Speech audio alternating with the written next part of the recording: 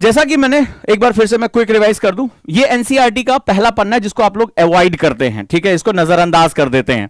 यही आपका सबसे इंपॉर्टेंट फंडामेंटल है। ये बेसिकली आपका इंग्लिश और हिंदी दोनों में है, दिया हुआ है। तो इसमें बेसिकली आमुख यानी उसका जो पूरा कोर है वो बताता है। मैं हल्का से इसको पढ़ देता हूं। इस पर मेरी लास्ट डिस्कशन बहुत अच्छी और बहुत बड़ी हुई थी। आप लोग उसको जो है वो जस्टिफाई करने की, उसको समझने की कोशिश करिएगा। ये कहता है कि राष्ट्रीय पाठ्य चर्चा की रूपरेखा, जो हमारा न्यू एजुकेशन, जो हमारा फ्रेमवर्क है 2005, जो हमारा गवर्नमेंट का आदेश है, जिसपे आधार पर जो है यूपीएससी आपका एग्जाम लेगी, वो कहती है कि बच्चों के स्कूली जीवन को बाहर के जीवन के साथ जोड़ा जाना चाहिए। बहुत ही महत्वपूर्ण इसने एक बात कही है कि स्कूली जीवन को बाहर के जीवन के साथ जोड़ा जाना चाहिए। यानी कि मैंने आपको बताया था कि ये आपसे अप्लाइड नॉलेज की मांग कर रहा है। अब आप रट के सोच रहे हैं कि अगर कोई फैक्ट रट लें या कोई डायमेंशंस रट लें और वहां जाकर वो एग्जाम देंगे, तो वो पॉसिबल नहीं है। ये कहता है कि आपको बाहरी जीवन से जोड़ा जाना चाहिए। दूसरी बहुत महत्वपूर्ण बात करता है, कहता है कि ये जो प्रिंसिपल है ये किताबी ज्ञान की उस विरासत के विपरीत है। यानी कि किताबी ज्ञान का मतलब होता है मगिंग, ठीक है, मगअप, मैंने याद कर लिया, मैंने फैक्ट याद कर लिया, आज मैंने 50 पेज पढ़ लिया, आज मैंने 100 पेज पढ़ लिए। कहता है कि हमारा जो फ्रेमवर्क है जिसपे गवर्नमेंट, इसी के आदेश पर जो है वो यूपीएससी एग्जाम लेगा या कोई भी जो पीसीएस एग्जाम होगा वो इसी के बेस पे होगा। इसको बहुत ध्यान से समझ लो और इसको कंठस्थ कर लो। ये याद रखना, अगर आप इसको नहीं समझ पाओगे तो आप किसी और डायरेक्शन में जाओगे और यूपीएससी किसी और डायरेक्शन में जाएगा और फिर आप कहते हैं कि साहब हम तो फेल कर गए या हमारा जो है हमसे क्रैक नहीं हुआ। उसके पीछे कुछ फंडामेंटल रीजंस हैं। अगला कहता है कि यह सिद्धांत किताबी ज्ञान की उस विरासत के विपरीत है जिसके प्रभाववश हमारी व्यवस्था आज स्कूल और घर के बीच अंतराल बनाए हुए। मतलब कि आज हम अपने लाइफ में उसको कोई अप्लाई नहीं कर पा रहे हैं, हम स्किल में कन्वर्ट नहीं कर पा रहे हैं, हम उसको रट रहे हैं, हम डिग्री ले रहे हैं, हम स्कूल पास कर जा रहे हैं, लेकिन उसके बाद हमारे जीवन में उसका कोई महत्व नहीं रह जा रहा है। फिर कहता है कि नई राष्ट्रीय पाठ्यक्रम पर आधारित पाठ्यक्रम पुस्तकें, ये जो हमारी एनसीईआरटीज बनाई गई हैं, इस बुनियादी विचार पर अमल करने का प्रयास है। इस प्रयास में हम हर विषय को एक मजबूत दीवार से घेर देने और जानकारी को रटा देने की प्रवृत्ति, क्या कहता है, मगअप द डाटा। कहता है कि ये जो रटा देना, यानी कि हम जो है लर्न करना, मेमोराइज कर लेना, उसको याद कर लेना, खूब ढेर सारे फार्मूले, खूब ढेर सारा फैक्ट, हिस्ट्री के फैक्ट्स, ज्योग्राफी के फैक्ट्स, बोला ये रटा देने की प्रवृत्ति का विरोध करते हैं। ये खुद कह रहा है कि हमें आपको रटाना नहीं है, हमें ये नहीं कि आप घंटों बैठ के खूब ब्रिलियंट हो, खूब याद कर डाला, मेमोरी अच्छी है, बोले नहीं। इसीलिए मैंने आपसे कहा यूपीएससी में आज भी 50% बच्चे वो आते हैं जो सेकंड डिविजनर होते हैं या कभी 12th में फेल हो गए या अपनी लाइफ में बहुत एकेडमिकली ब्राइट नहीं होते हैं। ये आपको पता होना चाहिए, क्योंकि यूपीएससी जो होता है वो क्या कहती है, कहती कि हमें एक सिविल सर्विसेज एप्टीट्यूड वाला बंदा चाहिए जो समझ रखता हो, रटने वाली प्रवृत्ति नहीं, यानी कि जो सिचुएशन के अकॉर्डिंग जो बिहेव करता हो, क्या करता हो, अकॉर्डिंग टू द सिचुएशन जो है वो अगर बिहेव करता है तो हमें वो स्टूडेंट चाहिए। यानी जिसके पास प्रेजेंस ऑफ माइंड हो, जो अपनी पढ़ी गई चीजों को अप्लाई कर सकता हो लाइफ में, जो हमारे प्रश्न है उनको उसी हिसाब से जवाब दे सकता हो, तो हमें वो स्टूडेंट चाहिए। इसीलिए जब यूपीएससी अपने प्रश्न को रखता है तो उसमें काफी हद तक वो अप्लाइड नॉलेज की मांग करता है। ये फैक्ट, ये जो है, ये चीजें हम आपने इसको बहुत लोगों ने नजरअंदाज कर दिया होगा। ये एनसीईआरटी का पहला पेज है, हर किताब में दिया हुआ है, ठीक है। आप एनसीईआरटी पढ़ डालते, इसको नहीं पढ़ पाते, क्योंकि ये क्या पता है, ये बताता है पर्पस ऑफ बुक, यानी इस किताब का उद्देश्य क्या है, इस राष्ट्रीय पाठ्यक्रम की रूपरेखा क्या है जिसको सरकार कह रही है। फिर यूपीएससी जो पेपर बनाएगा उसी कॉमन डोमेन से पेपर बनाएगा और वो आपसे इसी ट्रेड्स की मांग करेगा, इसी आपके बिहेव की मांग करेगा कि आप रट्टाफाई ना करो, आप मगअप ना करो, आप चीजों को समझो और अप्लाई करो। हमसे यही बहुत बड़ी गलती हो जाती है। हमें लगता है कि हमने पूरी एनसीईआरटी पढ़ ली है, उसके सारे फैक्ट्स याद कर लिए हैं, हमें एग्जाम में अब क्रैक करने से कोई रोक नहीं पाएगा। यह चीज हमें समझना पड़ेगा। यूपीएससी कहता है कि go for the between the lines, यानी बिटवीन द लाइंस। अभी आपको क्वेश्चन के साथ दिखाऊंगा ये चीज क्या है। तो ये जो चीज है वो हमारी फ्रेमवर्क है और यूपीएससी इसी जो पर, क्योंकि भाई गवर्नमेंट का आदेश है, ये हमारा फ्रेमवर्क है, तो इसी चीज को वो आगे कैरी करने का प्रयास लगातार करता है। यहां तक ओके है? यस बताइए। हाँ सर ओके। मैं इसको बहुत डिटेल में, अगर मेरी वीडियो देखोगे तो मैंने हिंदी और इंग्लिश में इसको बहुत लंबे समय से इसको जो है एग्जाम्पल के साथ समझाया हुआ है, और बहुत ध्यान से समझना, नहीं तो क्या होगा, तुम्हें मौसी के घर जाना है लेकिन पता नहीं एड्रेस का, तो इधर है यूपीएससी, ठीक है, तुम क्या करोगे, सर मुझे आईएएस बनना है, यूपीएससी करना है, सर पहली बार में टॉप करना है, फलाना। अभी किसी ने पूछ रहा था हिंदी वाले का क्या होगा, अंग्रेजी वाले का क्या होगा, फलाने वाले का, सारी बातें जो है वो बहुत उलझन वाली हैं। और तुम क्या होगा, अपनी एनर्जी को लेकर चल दोगे दूसरे डायरेक्शन में, तो क्या होगा, कभी तुम्हारा मिलन होगा लबासना से, तो जब मिलन नहीं होगा तो फिर कहां से तुम्हारे सपने पूरे होंगे। तो फिर हम क्या होता है, बहाने गढ़ते हैं कि फलनवा का नहीं हुआ, ढकनवा का नहीं हुआ, क्योंकि वो है कि ठीक है, कहीं पर निगाहें कहीं पर निशाना। तो चाहिए इसको कुछ और, जो संस्था एग्जाम ले रही है वो रिक्वायरमेंट आपसे कुछ और कह रही है और बता रही है। इस वाले पेज को तो आप पढ़ते ही नहीं, आप सीधे पहुंचते हो, अरे आज तो चैप्टर 1 खत्म करके सोना है, ऐसे यस करते हो। अब पता चला जो है वो जो मेन चीज है कि हमें इस बुक को यूज कैसे करना है, ये हमसे क्या कहने की कोशिश कर रहे हैं। एग्जाम जो है वो संवैधानिक संस्था है, वो हमसे किस रूप में एग्जाम लेगी, वो इसी फ्रेमवर्क के एग्जाम लेगी, ये समझना हमारे लिए बहुत बहुत ज्यादा जरूरी है। ये बात याद रखिएगा, नहीं तो यूपीएससी लबासना का सपना तो देखोगे लेकिन रास्ते कुछ और होंगे, तो फिर क्या होगा, डिस्टेंस आपका बढ़ जाएगा। आइए हम लोग आगे चलते हैं और इस चीज को और ध्यान से समझने की कोशिश करते हैं।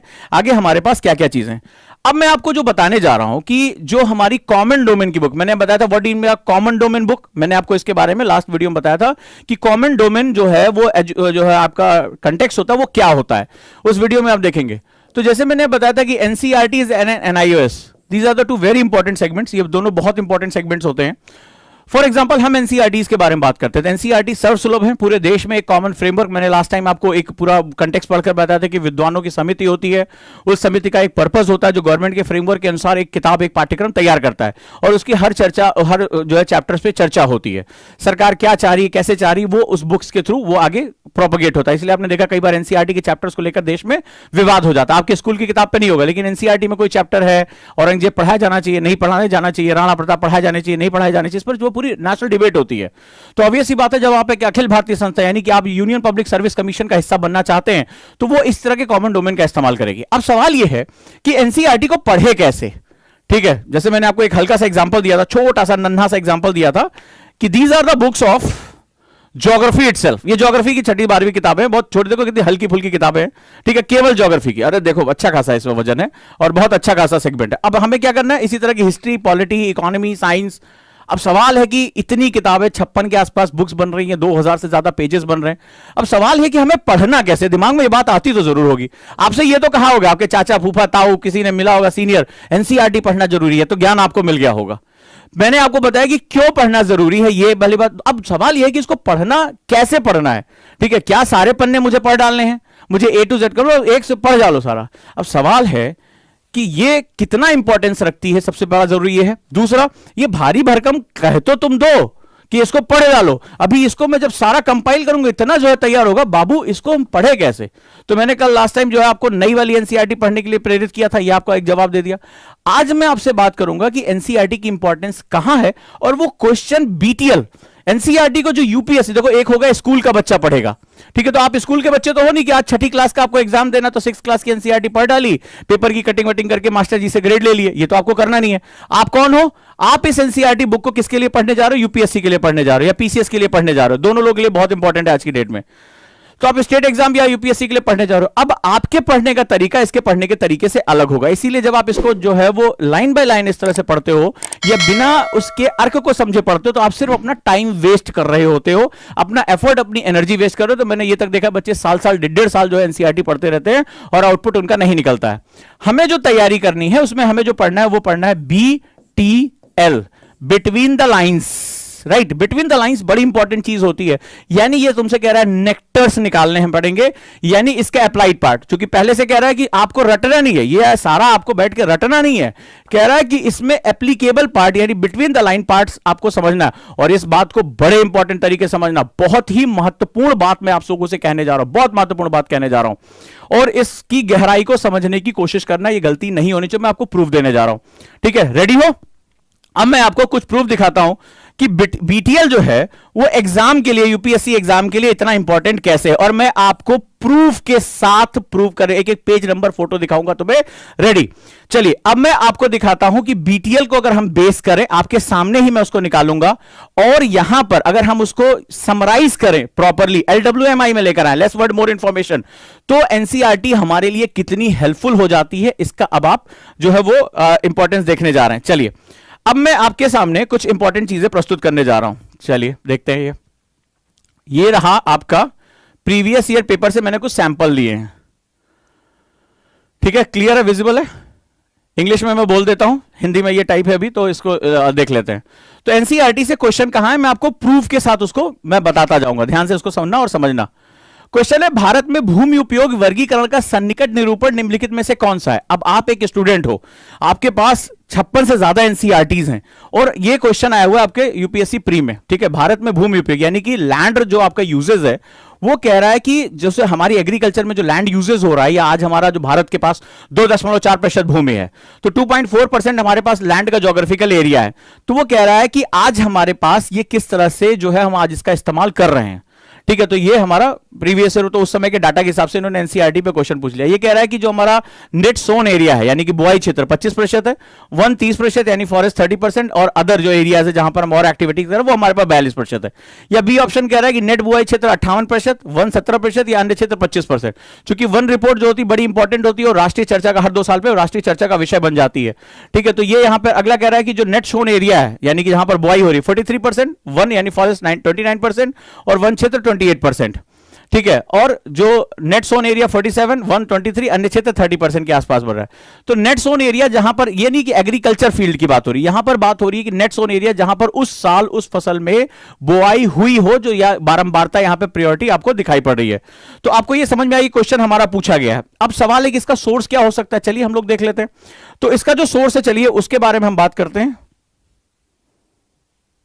ये देखिए इसका जो सोर्स है, फिगर नंबर 1.4, ठीक है। ये देखिए यहां पे आपको मैं दिखा रहा हूं, एनसीईआरटी का है, मैंने यहां पे आपको सोर्स बताया, ठीक है। This is the source, 10th class की एनसीईआरटी चैप्टर नंबर 1, राइट है। इसका नाम है संसाधन एवं विकास और चित्र नंबर 1। अब यहां पे टेक्स्ट से क्वेश्चन नहीं पूछा है, यहां पर उन्होंने एक फिगर का एक उन्होंने इवैल्यूएशन किया था और फिगर पे क्वेश्चन पूछा है डायरेक्टली, ठीक है। दैट इज ये तुम्हारा 10th क्लास की एनसीईआरटी ज्योग्राफी एनसीईआरटी का क्वेश्चन है। अब देख लेते हैं क्वेश्चन क्या है।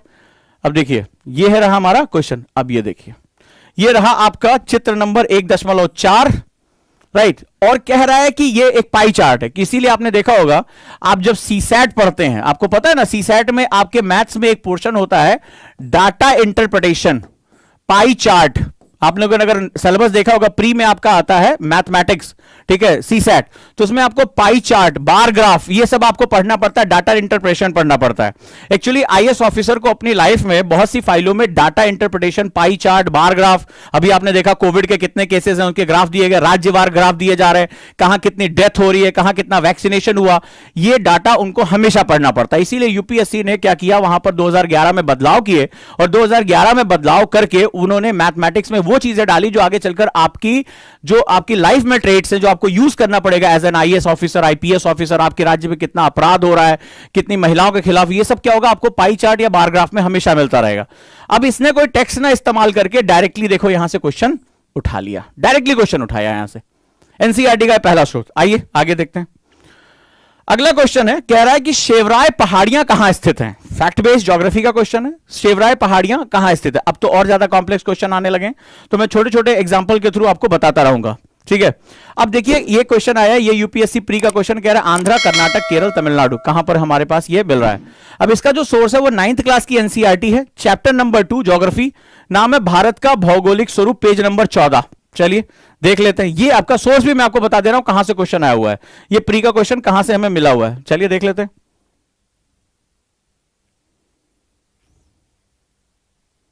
ये देखिए ये है एनसीईआरटी सोर्स, मैंने लिया आपके सामने, मैंने इसको प्रस्तुत कर दिया है, ठीक है। ये आपके सामने यहां पर मैं आपको इसको प्रेजेंट कर रहा हूं, राइट। जब आप जाएंगे, ये 9th क्लास की एनसीईआरटी है, राइट। और जब आप पेज नंबर 14 पे पहुंचेंगे तो आपको यही दिखाई पड़ेगा, मैंने यहां से सोर्स इसका लिया है। तो सीधे सीधे कह रहा है, ये देखिए पूर्वी घाट का, यहां पे मैं आपको प्रूफ के साथ दिखा रहा हूं, आप जाके चेक कर सकते हैं। कहता है कि पूर्वी घाट का जो सबसे ऊंचा शिखर महेंद्रगिरी है, पूर्वी घाट के दक्षिण पश्चिम में, कहां पर, साउथ वेस्ट में शेवरॉय तथा जावेडी की पहाड़ियां। ये अलग अलग बार भी क्वेश्चन, ये फिर एक बार आया था, अगली बार जावेडी को लेकर आया था। तो शेवरॉय जावेडी की पहाड़ियां स्थित है। जो ऊटी है यानी उडगम मंगलम, जिसे ऊटी के नाम से जाना जाता है, तथा कोडाई कनाल जैसे प्रसिद्ध पहाड़ी नगरों की स्थिति मानचित्र पर ज्ञात कीजिए। अब ये देखिए ये क्या कर रहा है, एनसीईआरटी आपसे कहता है कि स्टार्ट मैप वर्क। ये मैप वर्क के क्वेश्चन है, वो खुद तुमसे कह रहा है रटो नहीं, मैप वर्क करो, इसको जो है वो देखो। और ये सारे क्वेश्चन यहां से आए, वो मैंने आपको यहां प्रूफ दिखा दिया। This is the page number and this is the question, right. तो इसके बाद क्या, यूपीएससी धीरे धीरे आगे गया और यूपीएससी ने अपने क्वेश्चंस को और टफ करना शुरू कर दिया, बहुत टफ करना शुरू कर दिया। अब जरा ध्यान से देखते जाओ मेरे साथ, ठीक है, इसको जो है वो आप देखते जाओ कि कैसे ये चीजें जो है वो बदलाव के साथ गुजर रही हैं। डन है, आप इसको पढ़ सकते हैं, मैंने सोर्स दे दिया है, मैं पीडीएफ भी आपको कहेंगे तो मैं आपको भेज दूंगा, कोई दिक्कत नहीं है व्हाट्सएप ग्रुप में। तो इसका मैंने जो है वो आपको पूरा, ये आपके सामने देखिए, ये देखिए, जैसे किसी बच्चे ने कहा जूम कर दीजिए, यही क्वेश्चन था ना, फिर से कहिए तो मैं क्वेश्चन दिखा देता हूं, क्वेश्चन को आप दोबारा देखें ध्यान से।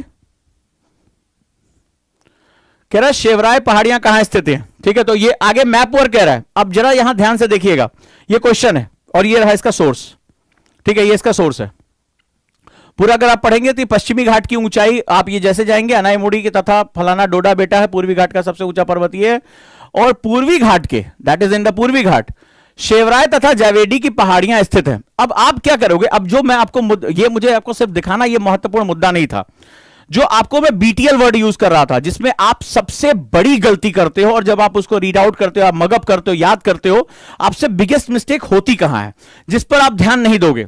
क्वेश्चन का नेचर क्या था, क्वेश्चन में पहाड़ी का नाम दिया था, ये शेवराय वाली पहाड़ियां ये देखिए आपके सामने है, ठीक है, पहाड़ी का नाम तो उसने दे दिया कि ये पहाड़ी है, कि ये शेवराय पहाड़ियां कहां है, लेकिन उसमें उसने स्टेट पूछा था, ठीक है, स्टेट पूछा था। अब आपका क्या है, और इसमें जो है एनसीईआरटी में दिया है पूर्वी घाट, कि ये केवल पूर्वी घाट के, और पूर्वी घाट कई जो है वो स्टेट से होकर गुजरता है भाई। इंडिया के दो सबसे प्रमुख जो है वो पर्वत श्रृंखलाओं के रूप में हमें दिखा जाता है, पश्चिमी घाट और पूर्वी घाट, western Ghats and eastern Ghats. तो ये सेगमेंट बहुत इंपॉर्टेंट है, बड़ी बारीकी से इस बात को समझिएगा कि ये क्या मैं कह रहा हूं। तो आप जरा देखिए, इसमें स्टेट का नाम तुम्हें कहीं नहीं दिखाई पड़ रहा है, ठीक है, इसमें स्टेट, क्योंकि वो क्या होगा, वो पूरा पूर्वी घाट ऐसे जो है वो जा रहा है, ठीक है, भारत में अगर आप मैप में देखेंगे यहीं पे दिया हुआ है इसके साथ। अब बीटीएल किसे कहते हैं, आपके दिमाग में आ गया, सर इसमें तो ठीक है किया है, क्वेश्चन में स्टेट पूछा है, यहां पर पर्वत कहां किस श्रृंखला का भाग है और कौन सी पहाड़ी है, उसकी ऊंचाई क्या, ये डाटा इसने दे दिया है। लेकिन जो सबसे महत्वपूर्ण था, जिस पर टीचर आपकी मदद करता है या कोई आपका गाइड, आप मेंटर आपकी मदद करता है और मगब से रोकने को बताते हैं, जिसे हम लोग कहते हैं बीटीएल। बीटीएल क्या होता है। अब आप क्या करोगे, अगर आप बिगिनर हो और आपने कहा नहीं मैं तो अपनी मेहनत से एनसीईआरटी पूरी रट डालूंगा, आपने क्या किया, इसका आप ऐसे नोट्स बनाओगे, जाओगे कॉपी में लिखोगे ये वाला पर्वत है फलाने ठिकाने, ये ऐसे ऐसे आप नोट्स बना डालोगे, ठीक है, मैं कहता हूं अच्छे नोट्स आपने बना डाले। लेकिन इसमें जो बीटीएल है वो देखो क्या है, वो ये कहता है, उसने खुद कह दिया, यूपीएससी वाले कोई बेवकूफ थोड़े ना है, वो तुम्हारे दिमाग के साथ खेलते भाई, उन्हें 13 लाख लोगों में से अपने काम के 12,000 मेंस के लिए छांटने हैं, तो कैसे छांटेगा, वो जानता है कि तुम गलती कहां करोगे। उसका एग्जामिनर बहुत जाना माना प्रोफेसर होता है जो एग्जाम कॉपी सेट करता है, या कई पैनल्स जो होते हैं वो जो है वो बनाते हैं क्वेश्चन पेपर, तो बड़े स्मार्ट लोग होते हैं, वो ये जानते हैं कि तुम गलती कहां करोगे, उनको एक नेचर पता होता है, साइकोलॉजी पता होती है, कौन सा स्टूडेंट रटने वाला और कौन सा स्टूडेंट समझ का है। तो उन्हें क्या होता है, प्री एग्जाम छन्नी होती है, छन्नी का मतलब छान लेना, तो उन्हें नॉन सीरियस स्टूडेंट छांटने होते हैं, अपने काम के उन्हें 12,000 14,000 बच्चे निकालने हैं। उन्होंने क्या है, इसमें लिखा है कि प्रसिद्ध पहाड़ी नगरों की स्थिति। अब ये देखो, इसमें खुद कह रहा है, एनसीईआरटी कह रहा है कि जो सिचुएशन है सिटीज की या स्टेट्स की, उनको मानचित्र में ज्ञात कीजिए, दिया नहीं है, कह रहा है ज्ञात कीजिए, यानी यू हैव टू आइडेंटिफाई। अच्छा, जब स्टूडेंट खुद पढ़ता है तो अगर मैं कम से कम 100 से ज्यादा बच्चों के नोट्स देख चुका हूं जो ये खुद से कह रहे हैं कि सर हम करेंगे या करेंगे, मैंने देखा, आप कर सकते हैं, ऐसी कोई दिक्कत वाली बात नहीं है, लेकिन मिस्टेक्स से बचाना मेरा काम है। आप साल 2 साल बाद वो चीज सीखें, अपना समय बर्बाद करें, वो मुझे तकलीफ होगी, क्योंकि उसकी कीमत आप अंदाजा नहीं लगा सकते, उसकी कीमत आपके लिए क्या हो सकती है, ठीक है। तो अब वहां पर क्या होगा कि हम यहां जाएंगे और यहां पर हम एक चीज महत्वपूर्ण तरीके से देखेंगे कि आपने उसको स्किप कर दिया, आपका पूरा फोकस, आप मुझे एज ए स्टूडेंट बताइए आपका फोकस क्या होता। आप पहाड़ियां लिखते, अनाईमुड़ी कितनी ऊंची है, डोडा बेटा कहां है, ये पूर्वी घाट में। आप क्या चीज स्किप करते, आप ये वाला पार्ट स्किप कर देते कि मुझे अभी इसके साथ मैप जोड़ना है, क्योंकि मैप तो आपको लगता है कि बाद में पढ़ना है ना, आप मैप स्किप कर देते, और यही आपका बीटीएल है, बिटवीन द लाइन। एक्चुअली में जो कॉन्सेप्ट है वो ये है, तो बीटीएल आपका सबसे इंपॉर्टेंट। अब आप ये स्किप कर जाते हो, और यूपीएससी वालों ने, अभी आपको मैंने प्रूफ दिखाया कि उन्होंने इस डाटा को यूज किया है, लेकिन इस डाटा को एग्जाम में क्वेश्चन नहीं पूछा है। आपके सामने मैंने प्रूफ किया, इसमें कहीं स्टेट का नाम दिया है ना। इसके लिए क्या करना होगा, आपको बीटीएल निकालना पड़ेगा, इसको बोलते हैं बिटवीन द लाइंस, यानी दी गई चीज में मुझे कॉन्सेप्ट निकालना है। क्योंकि अगर रटी रटाई चीज दे देंगे तो हर बद्दा एससीईआरटी जो तुम्हारे जो कई सालों से 4-5 साल से तैयारी कर रहा है, ठीक है, पुराना कमरा लेके, जिसके आगे के बाल झड़ गए हैं, ठीक है, और जो मतलब अपने उम्र के 30वें उत्तरार्ध में है, 5 साल से तैयारी कर रहा है, तो नए बच्चे जो साफिन वाफिन जैसे नए बच्चे जो आईपीएस बन रहे हैं, आईएएस बन रहे हैं, ये टीना डाबी जैसे 21 साल 22 साल के लोग आईएएस बन रहे हैं, उनको तो कभी मौका नहीं मिलता, क्योंकि जब तक बुजुर्ग आगे हटेंगे नहीं, जैसे परिवारों में होता है कि जब तक वो बढ़ के भैया जो है उनकी शादी नहीं हो जाएगी, तब तक पीछे वाले बेचारे एक नंबर ही नहीं आता है शादी का। ठीक है, तो वहां पर भी यही होता है कि जब तक वो तुम्हारे बुजुर्ग हट नहीं जाते, तब तक ये हमारे जो नए बच्चे हैं, ये जो अभी ग्रेजुएशन में जाएंगे या ग्रेजुएशन के खत्म होते होते उनको आईएएस बनने का जज्बा है, आईपीएस बनने का, वो तो खत्म हो जाता। तो यूपीएससी उसके लिए शॉर्टकट देता है, कहता है कि आपके अंदर अगर अंडरस्टैंडिंग है, आप इसी दिए गए फैक्ट में अगर आप बीटीएल पकड़ सकते, मोस्ट वेलकम, आप सभी का बहुत बहुत स्वागत है। तो यहां पर भी हम लोग को क्या करना है, आपको समझ में आया, मैंने प्रूफ के साथ दिया कि एग्जाम में जो क्वेश्चन पूछा है वो डाटा इसमें से मिसिंग है, वो डाटा आपको क्या करना पड़ेगा, ऐड करना पड़ेगा। और मैं आपको अंदाजे से बता दूं, अगर आप बिगिनर हैं और आपको वो नशा चढ़ा हुआ है कि मुझे खुद से आज एनसीईआरटी फोड़ के खत्म कर देना है, अभी अगला क्वेश्चन देखना और मजेदार है, अगला क्वेश्चन तो वो उसका भी बाप है और मजा आएगा तुम्हें इसमें। तो उसमें क्या होगा, आपको अगर ये लग रहा है तो वहां पर आप मुझे सोच के बताइए कि अभी आप अंडर ग्रेजुएट है, पहली बात एनसीईआरटी पढ़ रहे हैं, आपके दिमाग में ये बात आएगी कि मुझे इसमें बीटीएल कैसे लेकर जाना है। ये तो इतना एक्सपीरियंस हमने किया, इतना रिसर्च किया, हमारा काम रात दिन का यही है, हमारी टीम का काम यही है, तो हमें वो चीज समझ में आएगी यूपीएससी के एग्जामिनर का माइंडसेट कैसे ट्विस्ट करता है, वो कैसे जो है वो इतने लाख बच्चों में से कुछ हजार बच्चों को छाटेगा, उसका ट्रिक तो है, वो ट्रिक बीटीएल है। So this is the biggest mistake in the reading of NCERTs, कि ये वाली लाइन को हम अरे ज्ञात करने के लिए कह रहा है, भक हम पहले नोट्स बना ले, इसको भाड़ में जाइए ज्ञात व्यात करना, आप इसको सबसे पहले स्किप कर देंगे, और यही तुम्हारा क्या बन गया, आया क्वेश्चन, ये आया। दिस इज द फैक्ट जो मैं आपको बताने की कोशिश कर रहा हूं। हम चित्रों को ऐसे वो जैसे मैंने इससे पहले का क्वेश्चन मैंने छांट इस तरह क्वेश्चन दिए, हम उसको जो पाई चार्ट है, बार ग्राफ, हम उसको छोड़ देते हैं, आप भी छोड़, नोट्स में उसको आप कभी शामिल नहीं करोगे, बहुत इक्का दुक्का मैंने देखा बच्चों को, वो आप मुझे ईमानदारी से बनाना, जो इससे पहले मैंने आपको ये पाई चार्ट दिखाया था, इसको लोग अवॉइड कर देते हैं, मैंने देखा अरे सर ये कुछ ग्राफ दिया ठीक है, लेकिन अब देखो सीधे क्वेश्चन यहां से पूछ लिया, तो इसका मतलब है we need to identify this, हमें इसको आइडेंटिफाई करने की आवश्यकता है, समझ।